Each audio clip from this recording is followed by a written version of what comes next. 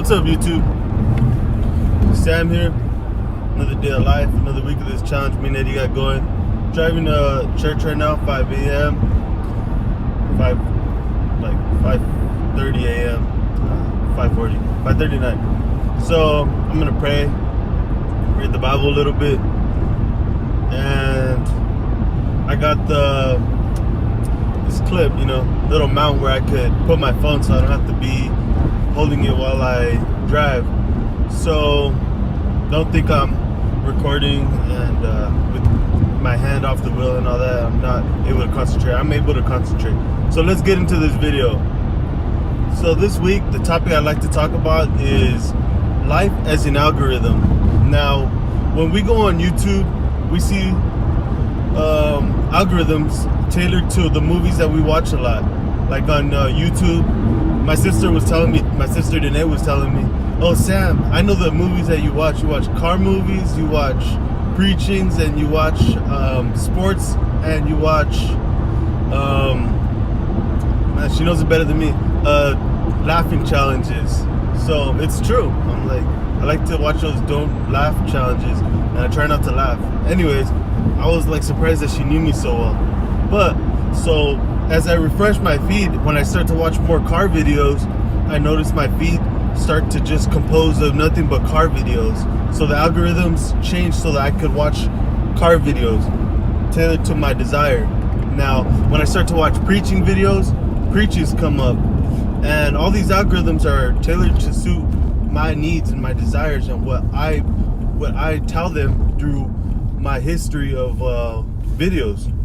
So the same thing can be applied to Instagram. I used to have an Instagram. I don't really have one anymore. I do have one. It's just deactivated for the moment. I was spending way too much time on it, long story short. And anyways, it wasn't only because of that, but it wasn't anything too significant either. It was just I really needed a break. I didn't see it really helping my life like at the level that I would have expected or even wanted it to. So that with the things that I use with that time, now I use on more productive things, such as reading books and studying for school materials and finding new ideas to improve on things in my life. So okay, we have algorithms on things now, and they're used because to keep people on them. So they tell that you like this, so the algorithm says that so that you could stay on their platform, their social media platform. Anyways, in life, our life is like an algorithm. The things that we do in life are gonna bring the next step in algorithms to our lives, the options. So say I studied like crazy.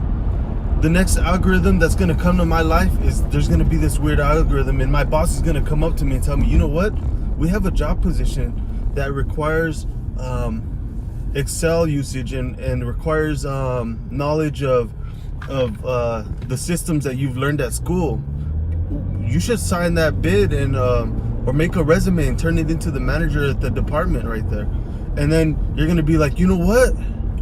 I should do that." And why are you gonna do that? And why did that option open up? Because you studied for it.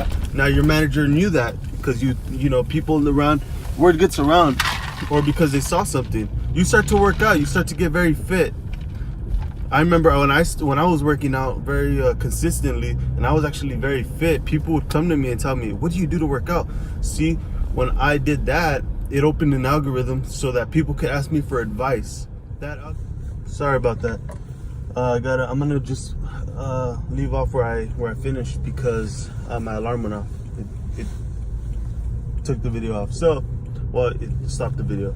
So when I used to work out, people would come to me and ask me, "Hey," so that's the thing, that algorithm refreshed the page of my life and said, "Sam works out a lot. Let's start now when people see him, they're gonna start to ask him, 'What do you do?' Like, hey, maybe you could even make money off of it. Hey, can you be my personal trainer? Can you make me meal plans and all that?" Same thing, if you're a chef, "Ooh, you know what? We realize that you're very good at cooking. Can you cook us some meals? Can you start catering to us? Can you start this?"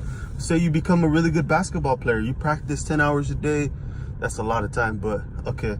Let's say you practice 4 hours a day and you spend one at the gym. people are gonna be like, you know what, you should come play for my school, or you should play at my YMCA.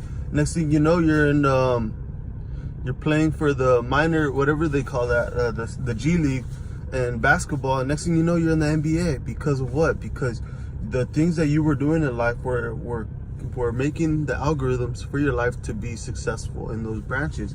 Now, if you're doing worthless things with your life in your time, watching movies all day and all that, your other algorithms aren't going to be that good. The next steps in your life are going to be,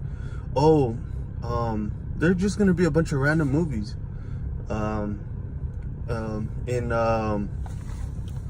the YouTube analogy, just a bunch of random things that are going to be coming to your algorithms in life, and that's not what you want. You don't want to be complacent. You don't want to be stuck at one spot. You don't want to be watching the same movies all the time that are just have no meaning and no purpose. You want to go up. You want to improve in life, and you want to be able to impact society in the world, and you're not going to be able to do that if you're just stuck. Spend time doing things that you love and that you're good at and that can actually help people. I have people come into my house all the time. Hey, let's work out with you. Show us some workouts, because I spent a lot of time learning different workouts, weird workouts that people don't really think about doing, and very, very effective workouts. And because of that, people come over all the time. Hey, let's work out, let's grow together. I love it. Same thing at work. People ask me for advice, or they'll tell me certain things, or we'll talk about certain things. All very effective, and it's a beautiful thing. And before I cut off, I'd like to give you guys a quick example in my life of the algorithm analogy, and how our life is like an algorithm. So when I started to go to school, I was working overtime, a lot of overtime, and I thought I don't want to work so much, and I want to get paid better without having to work so much.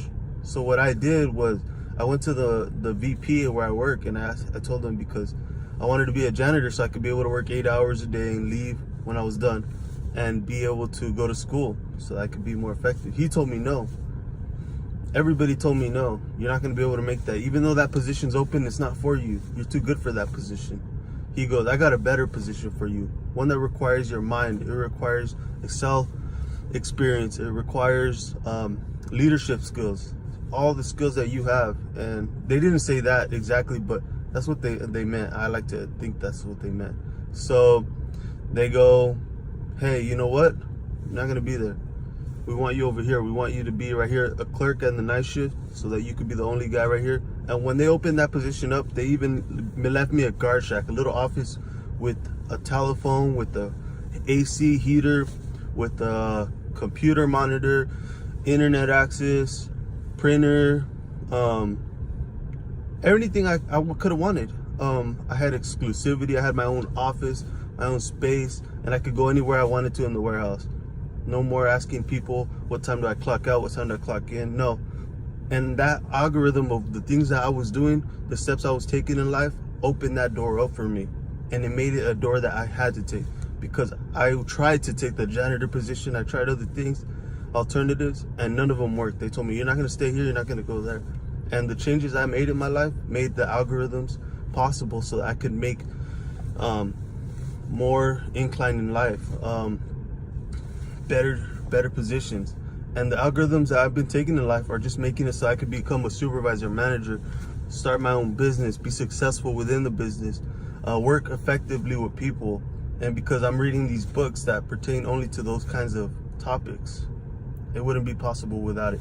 With that being said, start making your algorithms different. Change your habits so that your algorithms could come more positively. Say you want to have a family, you want to be successful, you want to be financially stable, financially rich, you want to be spiritually stable, spiritually rich. Make those algorithm changes so that your feed can come up different, your feed to life could come up better, and you could be a more effective person in the workplace, at home, with your kids, with your friends, anywhere you go. So take care. If you want to add anything, your experiences, to the comments below, you're more than welcome to. Like and subscribe. God bless. Until next week.